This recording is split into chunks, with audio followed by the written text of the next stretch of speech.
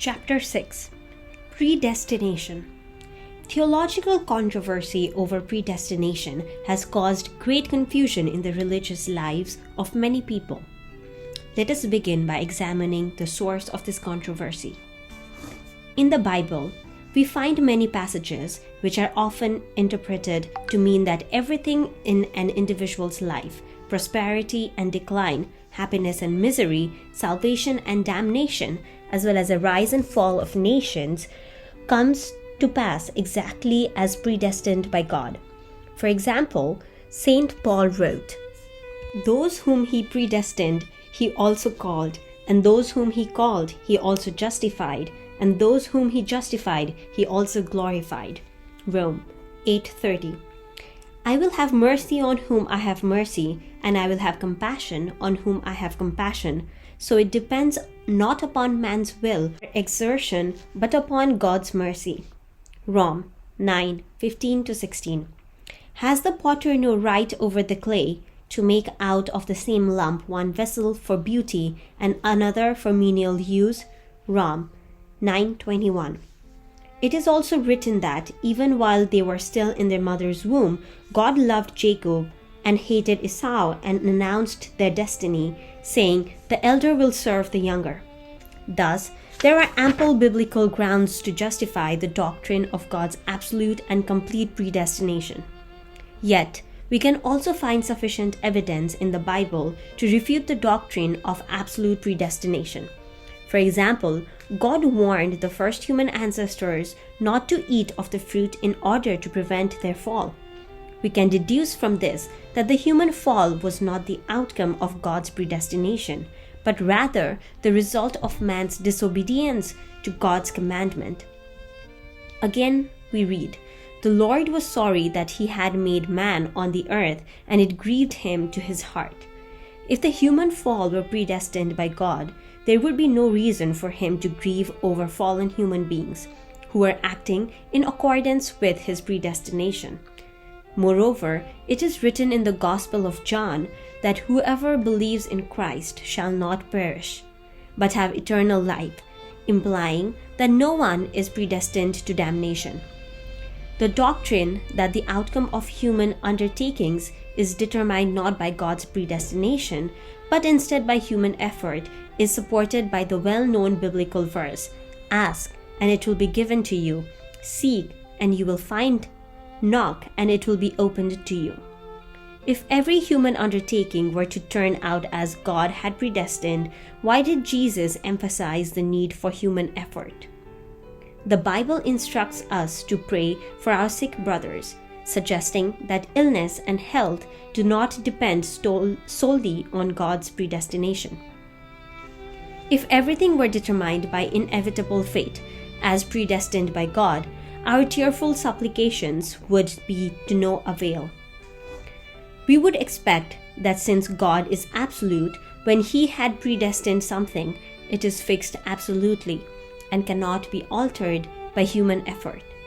Therefore, if we accept the traditional doctrine that all things are absolutely predestined by God, then we have to conclude that no human endeavor, including prayer, evangelism, or charity, can add anything more to God's providence of restoration. Any extra effort beyond the natural course of events would be completely useless. Since there are ample grounds in the Bible to justify either of these two contrasting doctrines, controversy over the issue of predestination has been inevitable. How can the principle solve this problem? We will consider the question of predestination by analyzing it under several topics. Section 1. The predestination of God's will. Before discussing the predestination of God's will, let us first examine what is being willed.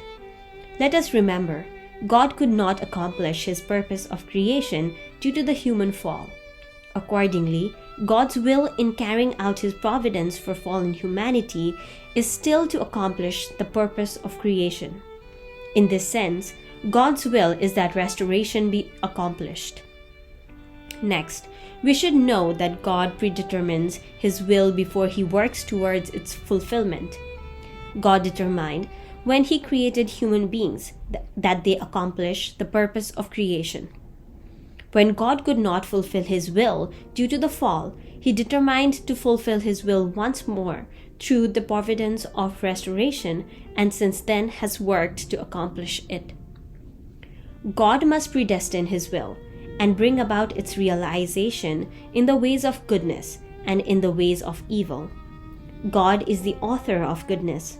Hence, his purpose of creation is good. Likewise, the purpose of the providence of restoration and his will to accomplish its purpose are good. For this reason, God does not intend anything that obstructs or opposes the fulfillment of the purpose of creation. In particular, he could not have predestined the human fall or sins which make fallen human beings liable to judgment. Nor could he predestine such events as the destruction of the cosmos. If such evils were the inevitable result of God's predestination, then God could not be the author of goodness.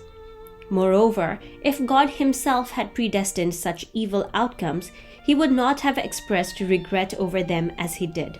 For example, over the depravity of fallen human beings, or over King Saul when he lapsed into faithlessness. Such verses illustrate that evil is not the result of God's predestination, but rather the result of human beings failing to fulfill their responsibility and instead joining hands with Satan. To what extent does God predestine his will, the ultimate accomplishment of the purpose of creation? God is the absolute being, unique, eternal, and unchanging. Therefore, the purpose of his creation must also be absolute, unique, eternal, and unchanging. Likewise, his will for the providence of restoration, the goal of which is the accomplishment of the purpose of creation, must also be absolute, unique, and unchanging. It follows that God's predestination of his will, that the purpose of creation one day be fulfilled, must also be absolute, as it is written, "I have spoken, and I will bring it to pass. I have purposed, and I will do it." Since God predestines his will absolutely, if the person who has been chosen to accomplish his will fails, God must continue to carry on his providence until its fulfillment, even though it may require him to choose another person to shoulder the mission. For example, God willed that his purpose of creation be fulfilled through Adam. Although this did not come to pass, God's predestination of this providential will has remained absolute. Hence, God sent Jesus as the second Adam and attempted to fulfill the will through him. When Jesus could also not bring about the complete fulfillment of the will due to the disbelief of the Jewish people, he promised he would return and fulfill it without fail. Likewise, God's will was to establish the family foundation for the Messiah through the dispensation based on Cain and Abel. When Cain killed Abel and this will was not fulfilled, God made another attempt to fulfill it through Noah's family. When Noah's family also failed to fulfill the will, God chose Abraham as yet another replacement and worked through him. We also see this with respect to the missions of individuals. God tried to remedy the failure to fulfill his will through Abel by choosing Seth as his replacement. God tried to fulfill his will left unaccomplished by Moses by choosing Joshua in his stead. When God's will for Judas Iscariot was nullified by his betrayal of Jesus, God made a second attempt to fulfill this will by electing Matthias in his place. Section 2. The predestination of the way in which God's will is fulfilled. According to the principle of creation, God's purpose of creation can be realized only when human beings complete their portion of responsibility. Although God's will to realize this purpose through the providence of restoration is absolute and beyond human influence, its fulfillment necessarily requires the accomplishment of the human portion of responsibility. Originally, God's purpose of creation was to be fulfilled through Adam and Eve only when they completed their given responsibility and refrained from eating the fruit of the knowledge of good and evil. Similarly, in the providence of restoration, God's will is accomplished only when the central figure responsible for the mission completes his portion of responsibility. For example, the Jewish people, as the central nation of the providence, should have believed in Jesus and followed him unconditionally in order for God to accomplish complete salvation at that time. Because they disbelieved and failed to fulfill their responsibility, the fulfillment of the will had to be postponed until the time of the second advent.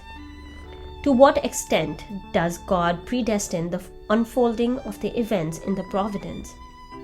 Although God's will to realize the purpose of the providence of restoration is absolute, God predestines the process of its accomplishment and conditionally contingent upon the 5% responsibility of the central figure, which must be completed in addition to the 95% responsibility of God.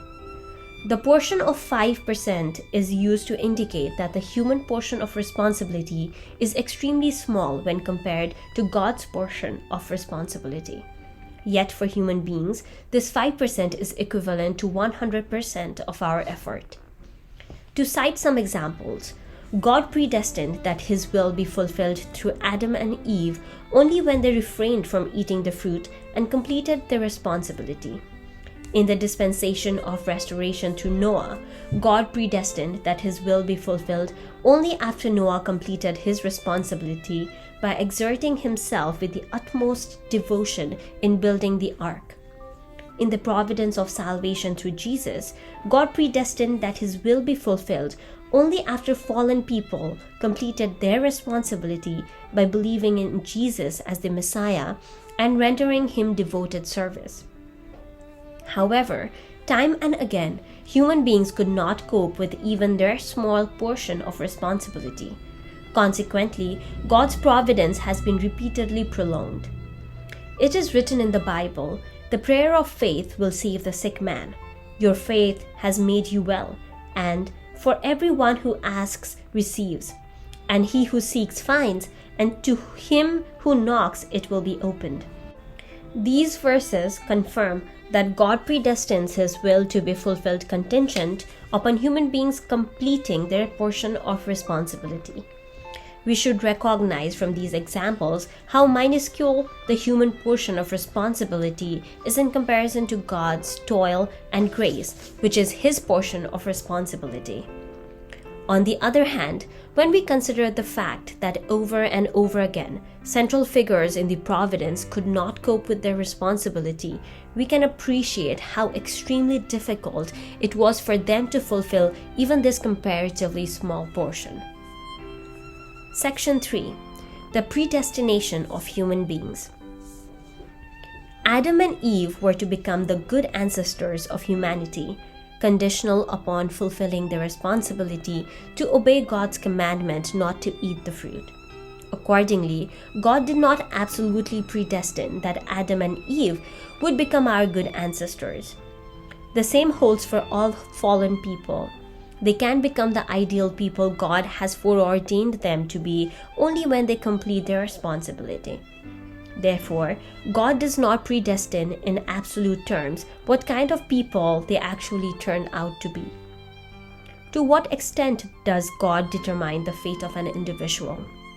The fulfillment of God's will through an individual absolutely requires that he complete his responsibility. Hence, even though God predestines someone for a particular mission, God's 95% responsibility and the person's 5% responsibility must be accomplished together before the person can complete his given mission and fulfill God's will. If the person does not complete his responsibility, he cannot become the person God has purposed him to be. For example, when God chose Moses, he predestined conditionally that when Moses fulfilled his responsibility, he would lead the chosen people into the blessed land of Canaan. However, when Moses transgressed God's will by striking the rock twice, at Kadesh Barnea, he failed. Consequently, Moses died before reaching his final destination, and God's intention for him to lead the people into Canaan was not realized. When God chose Judas Iscariot, he conditionally predestined that Judas will remain a loyal disciple of Jesus by faithfully completing his responsibility.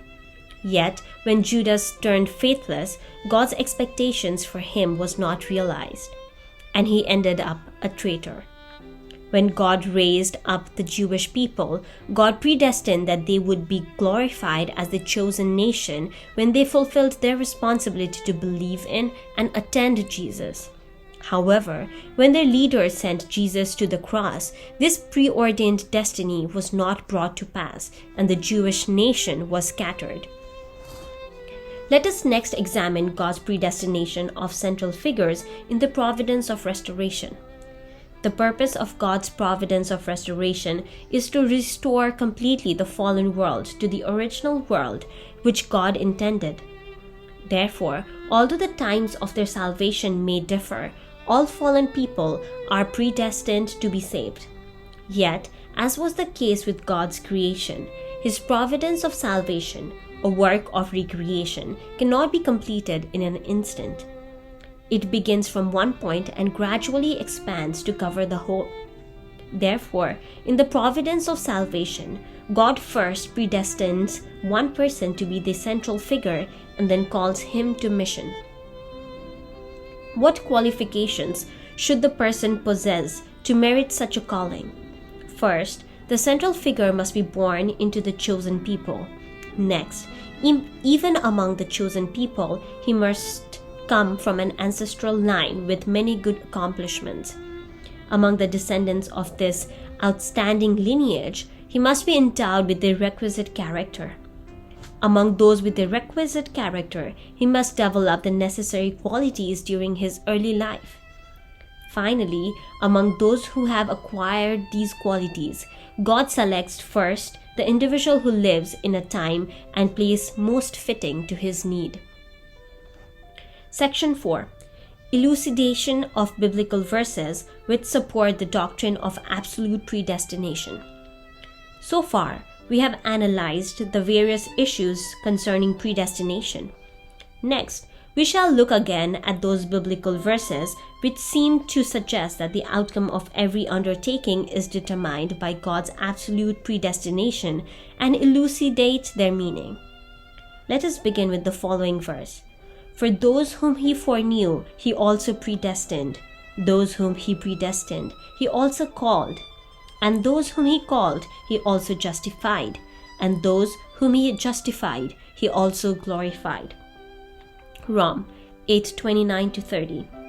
God, being omniscient, foreknows who has the qualifications necessary to become a central figure in the providence of restoration.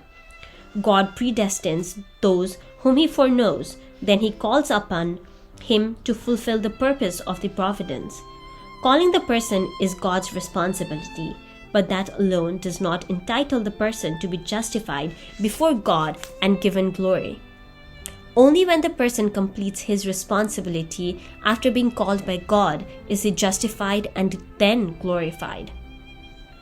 God's predestination concerning an individual's glorification is thus contingent upon the completion of his portion of responsibility. Because the biblical verse does not mention the human portion of responsibility, people may misinterpret it to mean that all affairs are determined solely by God's absolute predestination. It is written, "I will have mercy on whom I have mercy, and I will have compassion on whom I have compassion." So it depends not upon man's will or exertion, but upon God's mercy. Rom 9:15-16. As was explained above, only God foreknows and chooses who is most suitable to fulfill the purpose of the providence of restoration. It is God's right to choose a person and have mercy or compassion on him. This depends not at all upon human will or human effort. This verse was written to emphasize the power and grace of God. Paul also wrote, "Has the potter no right over the clay to make out of the same lump one vessel for beauty and another for menial use?" Rom 9:21. It has been explained that God gave human beings a portion of responsibility as the condition based on which he could love them more than any other being in creation.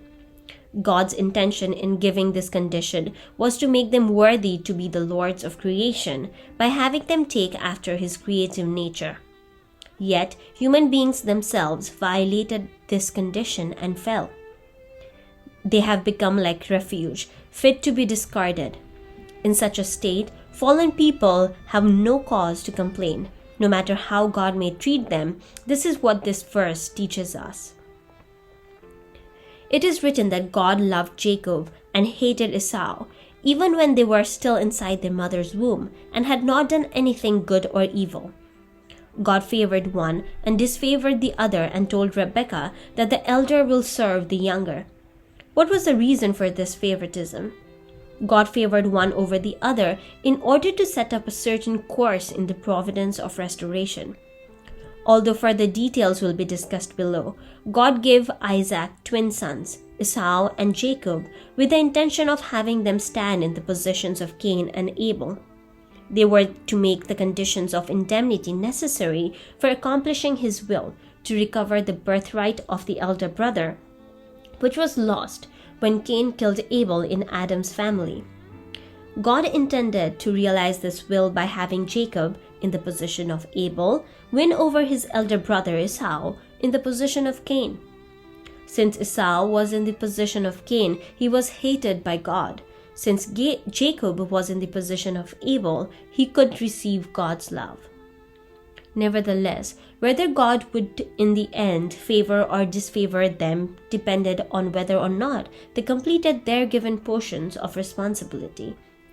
In fact, because Esau obediently submitted to Jacob, he was able to rise above his previous condition of being hated by God and receive the blessing of God's love equal to Jacob's. Conversely, even though Jacob was initially in the position to receive God's favor, he would have ceased to receive it had he failed in his responsibility. People such as John Calvin have propounded the doctrine of absolute and complete predestination, which is widely believed even in our present day. They have held to such a doctrine because they wrongly believe that the accomplishment of God's will depends solely on the power and work of God. They were ignorant of the true relationship between God's portion of responsibility and the human portion of responsibility in the fulfillment of the purpose of the providence of restoration.